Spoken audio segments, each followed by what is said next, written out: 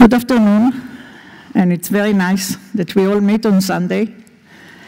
I appreciate it, and I appreciate very much to be part of this conference. My involvement in Origins of Life is by looking at the structure of the ribosome, as was determined about 10 years ago in several laboratories simultaneously. So let me start, for those of you that are not biologists or biochemists. I'm sure that you, even non-biochemists, know that almost all cellular functions are performed by proteins, and these are the normal ones that are required for smooth life, and those that are responding to some type of shocks, cold, heat, response to diseases and so on. There are long chains. There are 20 different amino acids, and the fold of each protein, which is carefully designed for fulfilling its function, is determined by the sequence of its amino acids. And the amino acid sequence within the protein is dictated by the sequence of the gene that codes for that protein. So I'm sorry for those that can sing it better than me, but for those that may not know it, I put it in. This means that the DNA is a string of instructions that are built of 4 different bases, among which each 3 bases code for a specific amino acid. And this means that the translation of the genetic code from the DNA to proteins is actually a translation from a language of 4 letters to a language of 20 letters. So the translator has to be a bit clever. So the central dogma that came up in the 60s says that the DNA is being first transcribed to messenger RNA and then brought for translation to the ribosome that makes the protein. The reason for the need to transcribe from DNA to messenger RNA is that in DNA, the bases are these lines here, are hidden. They are not available. Not only they are hidden in the double helical structure, but also the double helical structure is very well packed, either in the nuclei or in cells without nuclei, just packed and not available. In order to, when the cell decides that it wants a protein, and it decides it all the time, this part of the DNA that has to be translated is being transcribed, and the transcription that is here, just a little box, yellow box, is so complicated that it gave a Nobel Prize to Roger Kornberg from Stanford and partially in Jerusalem. Messenger RNA is like DNA, except that the backbone is a bit different. DNA is deoxyribonucleic acid and RNA is just ribonucleic acid. And one nucleotide is slightly different. The rest is the same, and actually what you see here is a direct replication of what is in the gene that is being translated. Then the ribosome, that is the translator, the machine that translates, come into action. So we like to describe the ribosome. Please forgive me, it's children's picture, but in my opinion, very informative. We like to describe the ribosome as a factory that gets the instructions linearly, reads them, and at the same time gets the building blocks of whatever this factory does, which are called, in our case, amino acids, on tracks that look very similar to each other. In life, these are tRNA molecules that are almost the same across evolution and across all kingdoms of life. These are carrying the amino acids. I describe each amino acid in a different color to represent the differences between them. This amino acid will now be connected to the growing protein, to the newly born protein here, then this track can come out here. This tRNA will come out here. So what I want to show here is not only that there is a factory, but that this factory works with several insides and outsides, doors to get in and to get out, and it requires energy, not much, for the whole elongation process. One amino acid added to the newly born protein needs 2 GTP molecules, 2 energy-rich molecules, which are actually not consumed for the peptide bond formation, for the formation of the new bond, but for the motion that is associated with it, and I'll come back to it. So from the point of view of energetic, it's an economical factory. The ribosomes are universal, which means that all ribosomes will translate all sequences. There are a huge number of them in each cell, although this is so far the biggest cellular machinery. It is presented in many, many copies. Even in bacteria, it can reach 100,000 when the bacteria grows. And in mammalian cells, it can reach 6 million in the liver, when the liver works. They are amazing molecular machines. From the point of view of chemistry, every time I say it, I'm still amazed, like I hear it first time. They can form between 15 to 40 peptide bonds in 1 second. And this is including also the translation and all the other things. But even if we look only on the formation of the bond, I in the lab needed for this 8 hours, 1 bond. And I needed 100 degrees centigrade and pH of 2. And they are making in our body, while I'm talking, between 15 to 40, depending on the system, of bonds with hardly any mistake and with not changing the conditions. So mistake rate used to be believed to be 1 in a million. Now people talk about 1 in 10,000. In my opinion, even 1 in 10,000 is amazing. It also has a proofreading machinery, and I think that it works very hard to reduce the mistake rate. So many ribosomes work together. What you see here is polysomes. These black things are ribosomes. They are reading the same messenger RNA and producing proteins. And if you look, the messenger RNA is connected to the ribosome from the opposite direction to where the protein comes out. This is an electron micrograph from the 70s, and I'm sorry that I cannot tell you who made it, because I found it in the literature with no reference. It is correct until today, except for the fact that on a grid, the proteins had to be flat, and in the cell, they fold.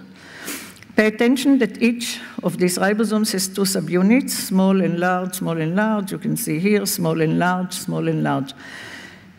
Nothing is wrong here. It's correct until today, except that the level of detail is somewhat higher. Oh, sorry. So what happens? Messenger is coming to the ribosome, and I drew the messenger as a straight line with 4 letters, represented by 4 colors, green, purple, yellow, and red. So first of all, the ribosome has to assign the triplets. Each triplet is coding for an amino acid, but where are the triplets? So first, this has to be assigned, and then it has to find the first triplet. Where to start? The initial, because the string that comes is longer than what it needs. So here are the triplets. I made them for the ribosome. It does it alone without me, usually. And here is the first one to be decoded. And the first tRNA is now bound to it by codon-anticodon interactions, like the same type of the base pairs in the DNA or in the messenger RNA. So the decoding is happening here on that side of tRNA. And the amino acid, the cognate amino acid to the anticodon here is carried on the other side. All tRNAs have an L shape, all are double helical, all have at the end, the only region that is not double helical is here, the end. CA, cytosine adenine, to which the amino acid is bound by, or the protein is bound. So what you see here is like it happens in the vacuum, but actually it happens on the ribosome. The decision, where are the triplets? First of all, the accommodation of the messenger, the decision, where are the triplets? The first triplet to be decoded, it means the assignment of the initial codon and the proofreading is done on the small subunit. Each ribosome is made of 2 subunits. You could see it also in the previous slide. It doesn't matter where the ribosome comes from, always. The small subunit is the brain of the ribosome. It makes the decisions and makes the proofreading. And the large subunit is providing the site, it means the hands. So here is the amino acid, here peptide bond will be made. So this is the way I like to describe it from top and now from the side. Messenger RNA wraps around a narrow connection between 2 parts of the small subunit. There are 3 sites for binding the tRNA. The first one to be occupied is the P site, peptidyl transferase site.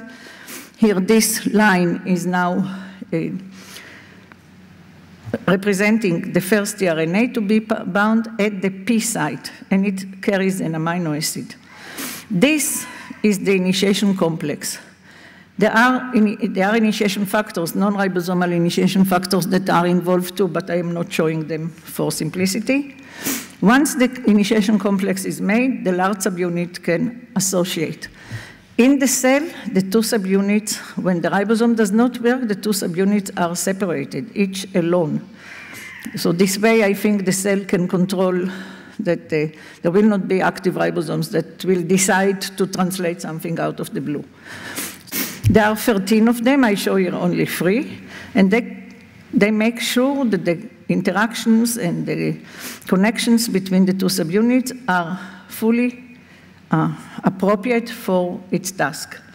So once the bridges are there, it can start working. Second tRNA can come to the A site. This is this one. And it will go into the P site and make a peptide bond right here, like that. The newly bound protein goes out through a tunnel that spans the large subunit. Now the first one is empty and can go out through the exit site, and another tRNA can come to the A site. A means amino-acylated tRNA. And the translocation from A to E will be always this site, when the amino acid will be bound to the newly bound protein in the tunnel. So it's mainly sideways. When we got the first structures, and as I said, several other structures came at the same time, we looked at whatever we could, representing different steps in the reaction, in the translation, and made a movie together with 2 students from the Art Academy. So have a look. Messenger comes to the small subunit that will take it. Have a look here, here, here. See? Chop, it took it. It could reject it, but it took it. These are the factors that are not ribosomal. First tRNA can be brought by another initiation factor, number 2. Now it goes out. All the amino acids are here in blue. The large subunit can come and make the bridges by conformational changes. And now we have an active ribosome. So we look at the ribosome from the solvent side, and we see how tRNAs are coming in one by one, according to the messenger that is progressing.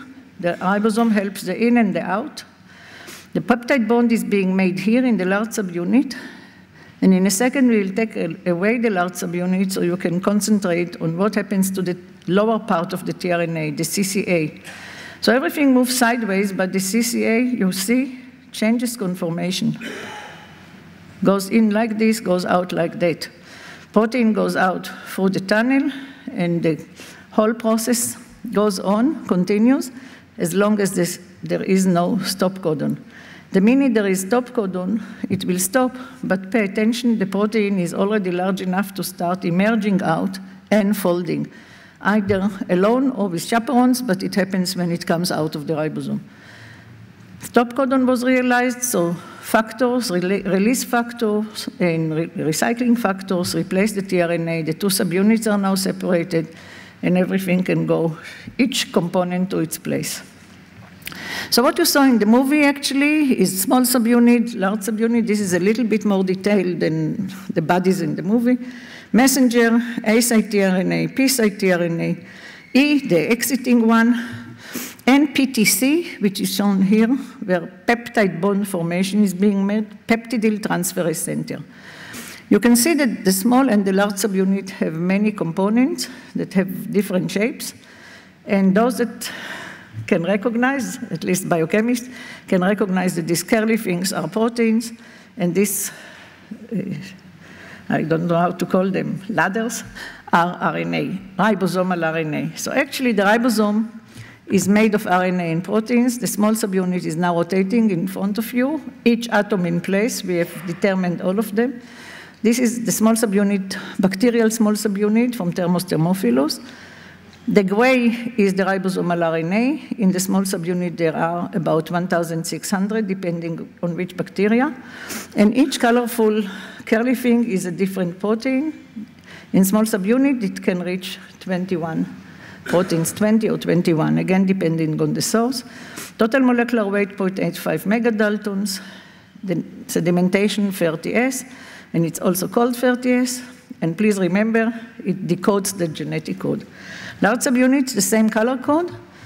It makes the peptide bond, it elongates it, and it protects the newly born protein. Molecular weight, 1.5 megadalton. 2 RNA chains, altogether 3,000 nucleotides, one of them 2,800 and the other very small, and up to 34 different proteins. So this is the contemporary ribosome in bacteria. And I want to tell you, it's larger in higher organisms, but the inside, it means the functional sites are very highly conserved, and I'll come back to it. When we look at the surfaces that will come together in the assembled ribosome, which is this of the small subunit and this of the large subunit, with the tRNA positions on this, here is the decoding, the anticodon. So decoding will happen here, the next one will come here, and this is the exiting. And this part of it will come to the large subunit here, because they will come together like that.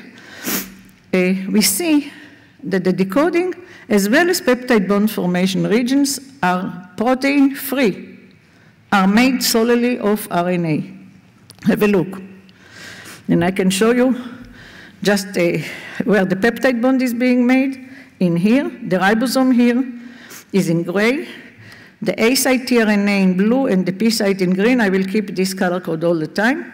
And the peptide bond, which is made here, is just a property of the stereochemistry of this region of the ribosome. So that's actually what the ribosome does. This is the catalytic contribution of the ribosome, the correct stereochemistry for the two substrates. And the ribosome in this case is a ribozyme. It means an RNA machine. The idea that the ribosome is an RNA machine was suggested by Crick back in the 60s. But it was not very happily observed by scientists, because biochemists are used to have enzymes as proteins. And here is an enzyme that makes peptide bond, and it's not a protein. So this was, although Crick said it was not really taken seriously until it was shown by biochemistry and later on by structures at the end of the last century and beginning of this one.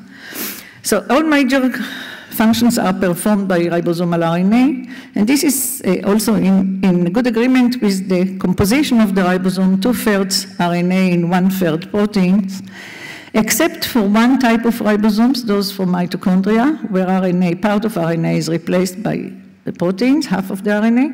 But even there, the sites, the functional sites are conserved, and they are made of RNA. So what does it mean? Kids, high school kids, when I ask them, you know what they say?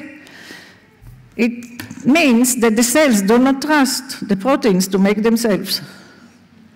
And looks very childish, but I think it's very, very correct. In my opinion, this is a sophisticated regulation machinery that RNA will make proteins, and not proteins will take care of making themselves. It also may suggest or support the idea that RNA existed before proteins, and also that nature can make from an RNA machine, which are usually known to be lousy and slow and inefficient, can make from it an amazing chemical machines. And I'll talk about the two things during the lecture.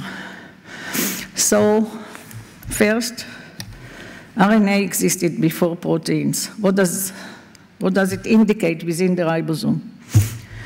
So within this complicated structure that you just saw, we think that we identified a highly conserved semi-symmetrical region around the ribosomal active site that we think that is a remnant of the prebiotic bonding apparatus. We call it the protoribosome. This is the region. And although here in this picture it looks like it takes a lot of the ribosome composition, it actually is only 3 to 4% of the ribosomal RNA. We just zoom on it. You will see in a minute how small this piece is compared to what is the contemporary ribosome. So for me, or for our group, it's very exciting to see a piece, a region that is a remnant of the prebiotic life, which is still today functioning in all ribosomes. The smallest ribosome today is bacterial ribosome. So the amount of symmetry, first of all, again, blue is accommodating the A site tRNA and green the P site. And here is the substrate and also the rotation, the symmetrical axis. I'll show you the symmetry in a minute. For instance, here, if we put the blue on the green and rotate by 180 degrees around this imaginary axis, this will be how they will look one on top of the other. This is the amount of symmetry. The symmetry is only of the backbone, only of the phosphoester. It is not, there is no sequence symmetry, but the orientation of the bases, no matter what they are also symmetrical. And if we look into the active site, this is the backbone. A site is here, P site is there. This is the way the nucleotides are positioned, and we painted each pair in the same color. So this pairs with this, and this pairs with that. With the rotation axis coming towards you, a section through it is here, and this nucleotide does not obey the two-fold symmetry, but otherwise everything is in. And when we looked at how the tRNA is bound in the active site by making a mimic to the part that binds to the large subunit, the part of tRNA that binds to the large subunit, we found that the bond that connects the CCA amino acid to the rest of the tRNA overlaps the two-fold symmetry. Or the same, if I want to show what I said, if the whole tRNA moves this way, the lower part rotates around this bond here, and this rotation is actually confined by a scaffold given by the ribosome. Nothing else can happen. The rotation must happen. Now, in the beginning, we didn't believe what we see. We didn't understand why. But just thinking twice, as chemists, it must happen because we want the reaction to happen, to take part. So if we look at this part, in reality, not in cartoon, this is the ribosome, the gray, and the volume that is taken by the rotation from A to P, blue to green, gradually is shown here. Peptide bond will be made here. And I think that it's clear that nothing else can happen there except for this rotation. And if you don't believe so far, you will believe now. This is the ribosome, and the volume available for going from A to P is this one. What you see here is snapshots of the rotation every 15 degrees, as we did by computer, and with this direction from A to P. So it's clear that this is the only thing that can happen, and this is the bulging nucleotide that you saw earlier. You can see it also if you look into the active site from the tunnel. This is the ribosome, and this is the rotation, everything confined. And if you want, you can follow the rotation and the interactions that it makes with the ribosome. Ribosome here is in red. And the blinking nucleotides are those that make the interactions. For the rotation of the CCA, the 3' end from one side to another, to get at the end the stereochemistry needed for peptide bond formation, as I showed earlier.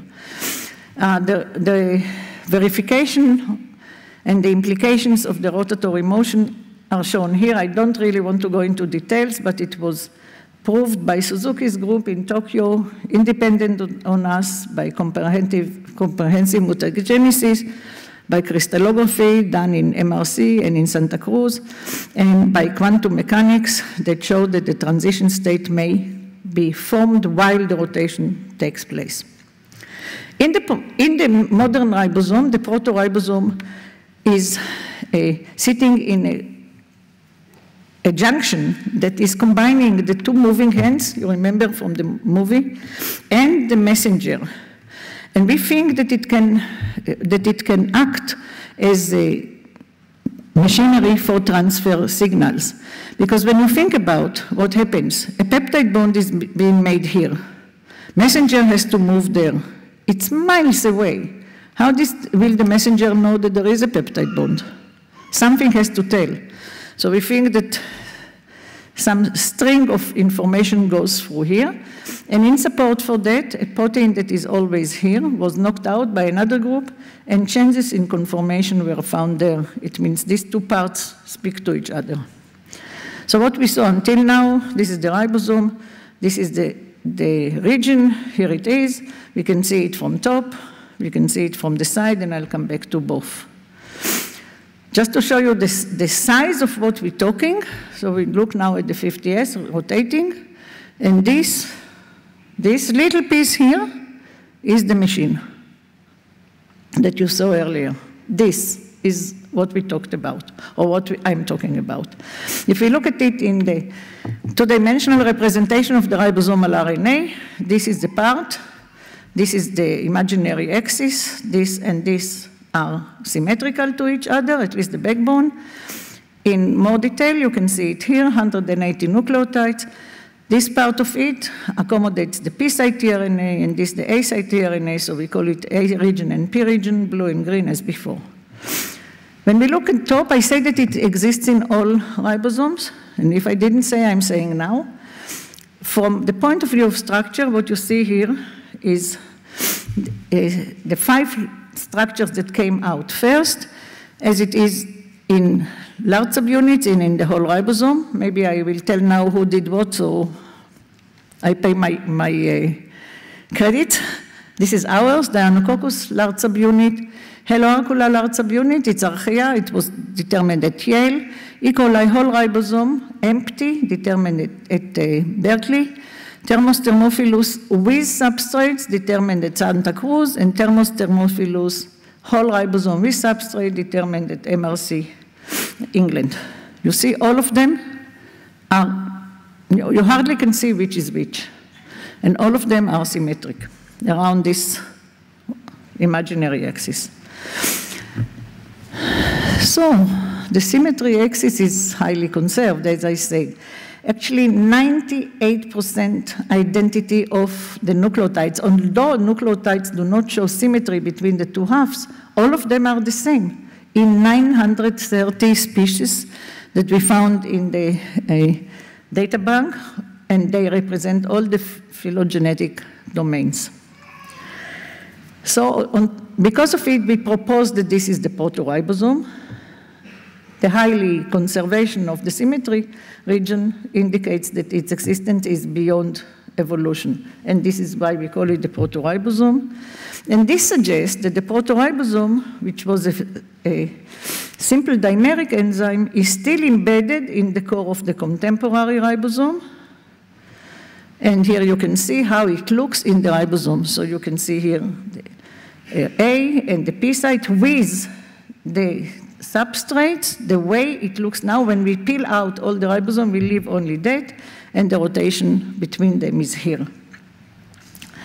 So actually, I just want to comment here. I talked to many chemists, and I asked them, do you think that this looks like a machine? Like something like an entity that can be functional chemically? And everybody says, yes, it is a pocket shape, it has sides, it can support itself. And from the point of view of stereochemistry, we show that it is perfect for peptide bond formation. So our hypothesis of the protoribosome requires the existence of self-replicating, self-folding, and self-dimerizing RNA molecule that makes a pocket with catalytic capability. So I don't think that I have to tell here, but I do, for those that are not deep in this topic, that ribonucleotides can be synthesized under prebiotic conditions. There are here several references, and even can extend themselves. There are here more references. And since RNA can be the templates for itself, it is conceivable that the protoribosome was a dimeric enzyme produced by either gene duplication or gene fusion. We don't know yet, and we are trying to see if we can elaborate on that. So our hypothesis in drawing, there were pieces of RNA that could fold, dimerize, make a pocket, and the pocket looked like this from the side. This is the hypothesis.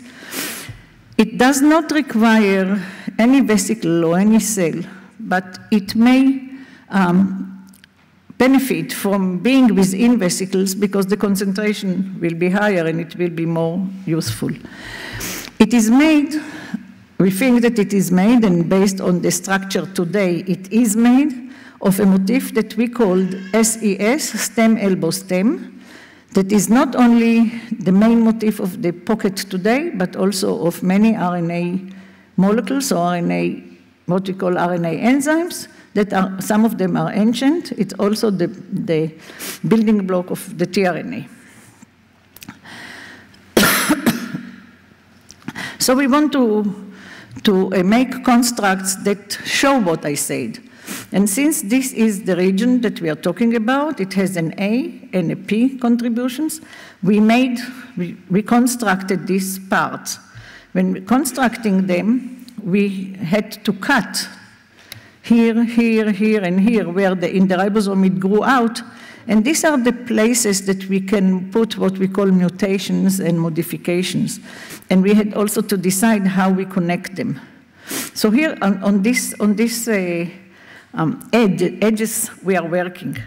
We also made stem elbow stem from sequences that we call either primitive or semi-random, making sure that from the point of view of base pairing, they will make stem elbow stem, or if you want to draw it in 2 dimensions this way.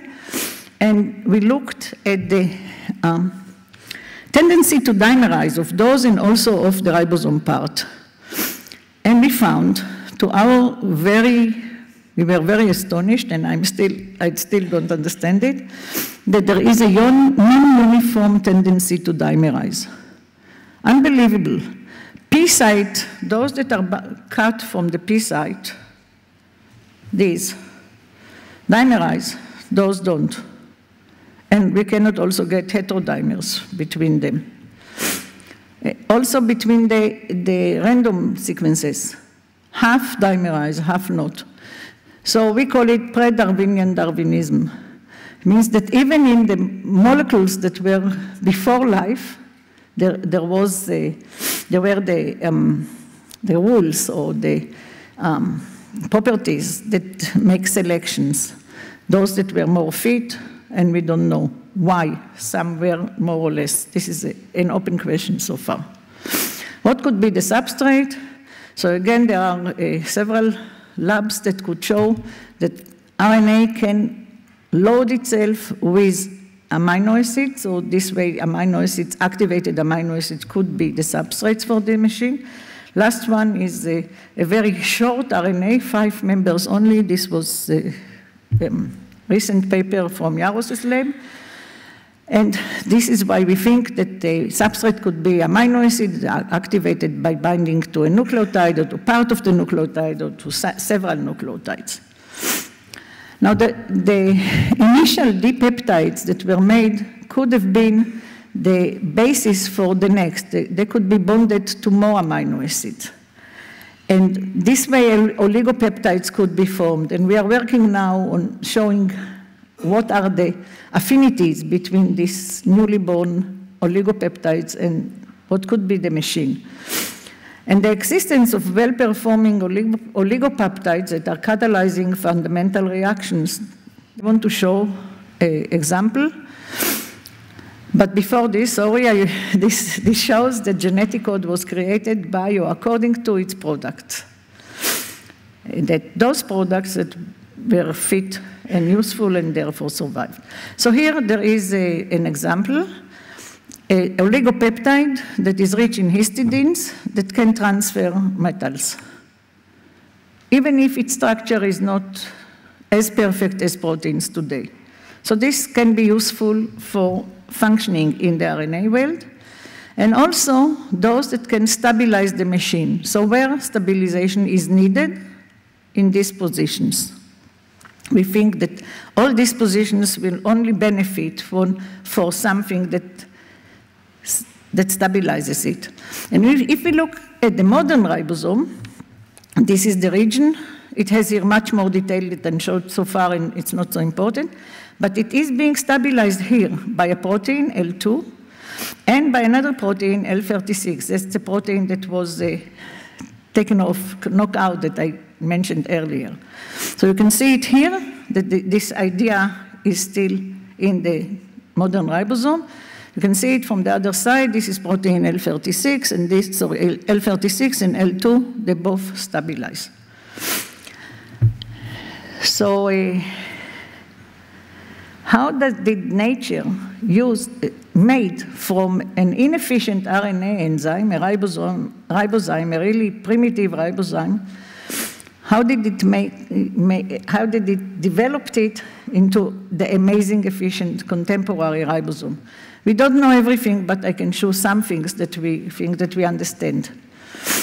So in the contemporary ribosome, all the functions are made by RNA, but they are helped by proteins, ribosomal proteins.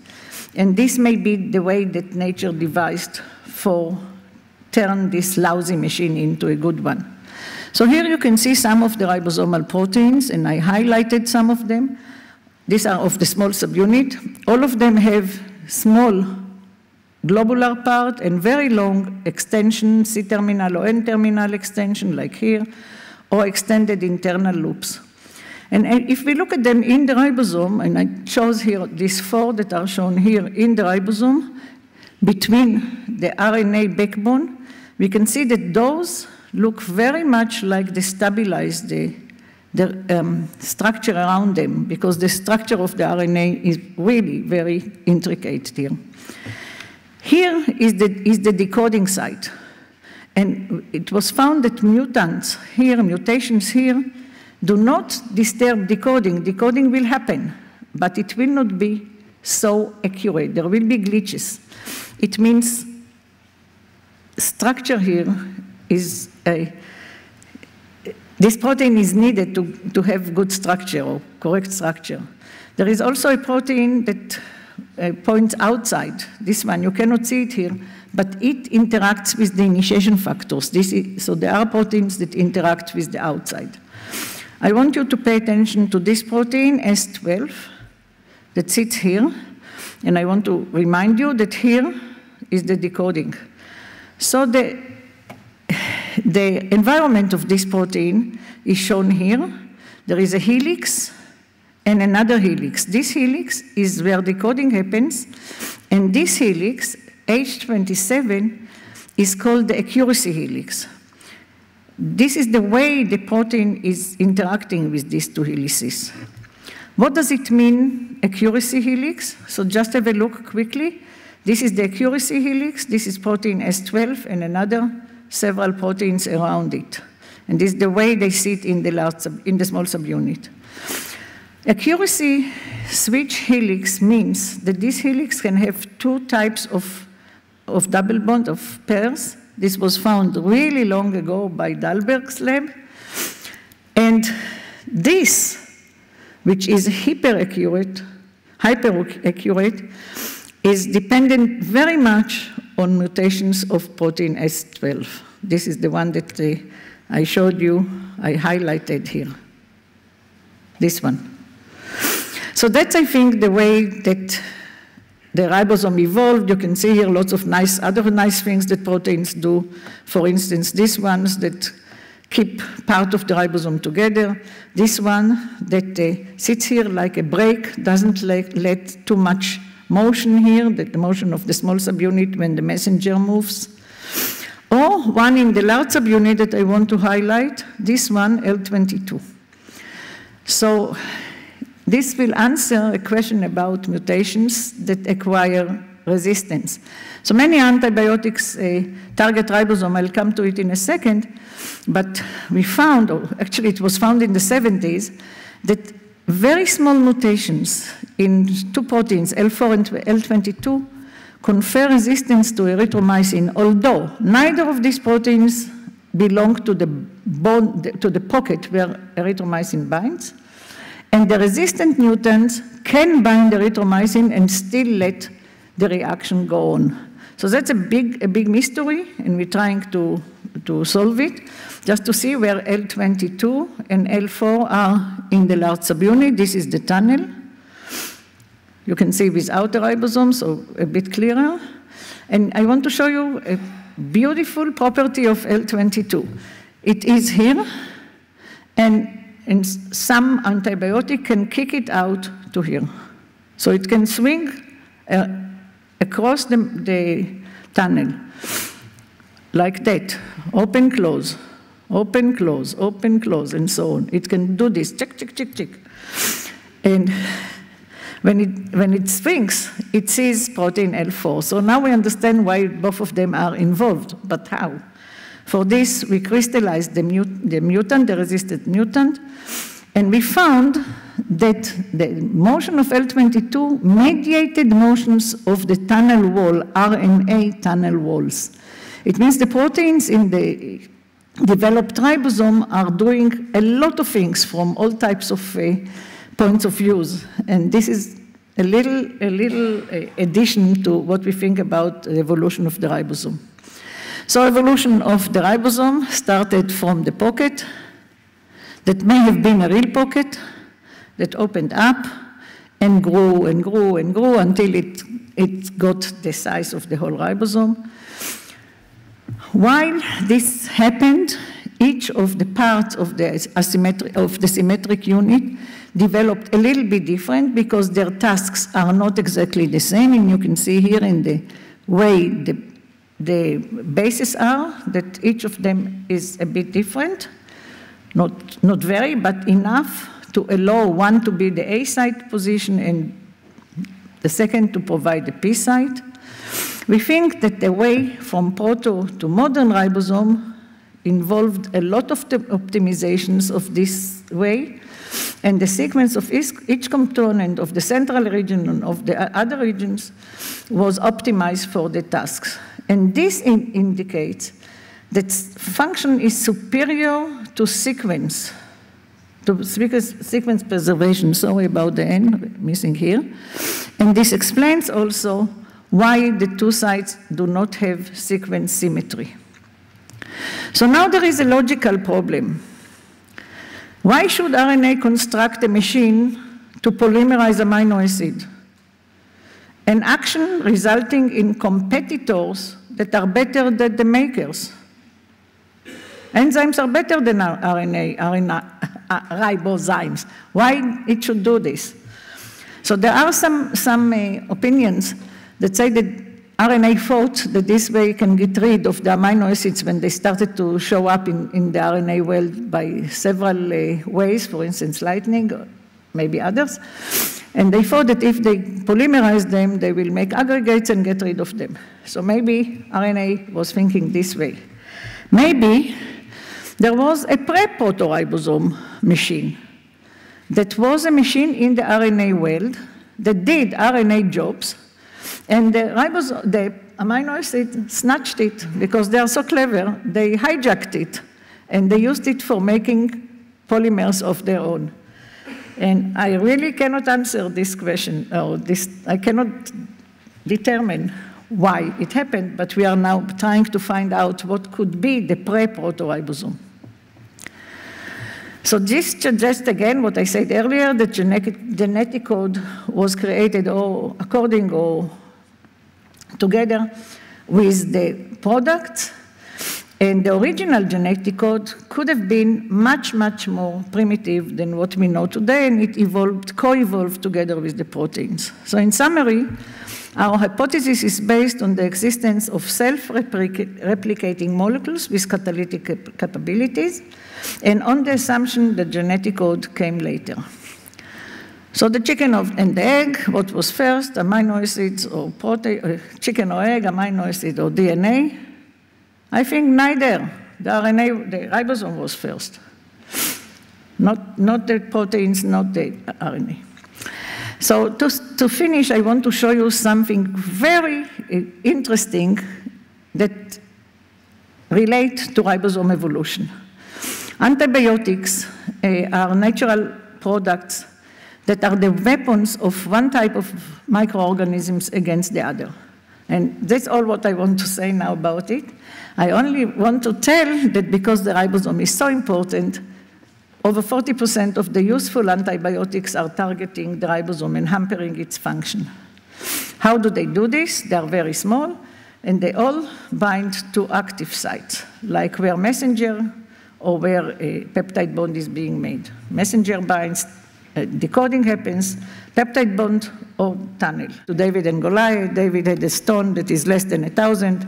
Goliath is 2.5 million, and David found the place, the point that Goliath has it exposed, and it's also important, like the active sites. So here you can see 3 of them in the large subunit. The pink, chloramphenicol, at the end of the A site tRNA, the yellow, clindamycin, exactly where peptide bond is being made, and erythromycin, the first one to be found in the tunnel. So this is the way it sits in the tunnel. What you see here is a section through the ribosome. Here is peptide bond formation position. Here the newly born protein would have gone if it doesn't sit in the tunnel. And from top, I think it's very convincing. This is the whole large subunit, view into the tunnel, erythromycin blocks 2/3 of it. Protein cannot pass. So all antibiotics bind to functional sites, but they are highly conserved. And mandatory for clinical use is that there is distinction between the pathogen and a patient. We don't want to kill the ribosomes of the patient or to stop the ribosomes of the patient. So what is the clue for this distinction? There are sometimes subtle differences. I want to show you one. Tunnel wall, this is section perpendicular to the tunnel direction. This is the wall. All these colorful things are antibiotics that bind to the tunnel, macrolides, catalytes, azolides, all the daughters and granddaughters of erythromycin. Only one nucleotide is being shown here, is being highlighted in the tunnel wall. Its number is 2058 in E. coli, and it is A in all eubacteria, in all pathogens. The way it binds erythromycin shows here, affinity, very high affinity on this region. Now pay attention to this point here. What you look at here now are eubacteria, and what you will see in a minute is us. That's all, A to G. A and us. And this is now the distance here is too short, there is rejection, no binding. This is the clue for binding to pathogens and not to human or to any other higher organisms. So it appears that the change of A in your bacteria to G in higher organisms is just an addition of NH2. That's all. The higher organism, also including archaebacteria, has enormous advantage for survival. So even there we can see how nature is clever. So before I end, I would like to give some thanks. First to the Weizmann Institute that really let me work on this project when it was considered dream or fantasy, or I don't want to say all the words I was called. The decision was made by Michael Seller, the president, and his follower, Chaim Harari. They both based their decision on the advice they got from the Scientific Advisory Committee.